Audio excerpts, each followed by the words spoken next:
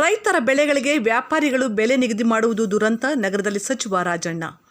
ರೈತರು ಬೆವರು ಸುರಿಸಿ ಬೆಳೆದ ಬೆಳೆಗಳಿಗೆ ಕೊಳ್ಳುವ ವ್ಯಾಪಾರಿ ಬೆಲೆ ನಿಗದಿ ಮಾಡುವಂತಾಗಿರುವುದು ದುರಂತ.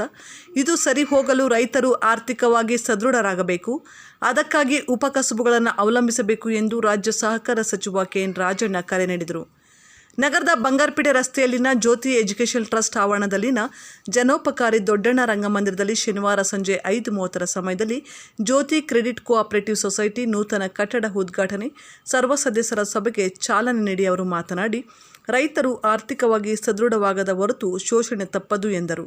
ಕೃಷಿಯ ಜೊತೆಗೆ ಉಪಕಸುಬಾಗಿ ಹೈನುಗಾರಿಕೆ ಪಿತಾಮಹ ಕುರಿಯನ್ ಬಣಕರ್ ಎಂವಿಕೆ ಅವರು ಪರಿಚಯಿಸಿ ಅಭಿವೃದ್ಧಿಪಡಿಸದಿದ್ದರೆ ಇಂದು ನಮ್ಮ ರೈತರ ಸ್ಥಿತಿ ಮತ್ತಷ್ಟು ಸಂಕಷ್ಟಕ್ಕೆ ಸಿಲುಕುವ ಸಾಧ್ಯತೆಗಳಿತ್ತು ಎಂದರು.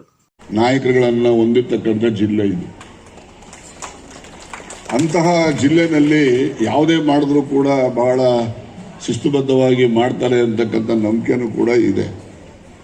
ಆ ಒಂದು ದೃಷ್ಟಿನಲ್ಲಿ ಈ ಒಂದು ಸಹಕಾರ ಸಂಸ್ಥೆಯನ್ನು ಒಂದು ಉತ್ತಮವಾಗಿ ನಡೀತಕ್ಕಂಥ ರೀತಿಯಲ್ಲಿ ಆಗಲಿ ಅಂತೇಳಿ ಹಾರೈಸ್ತೇನೆ.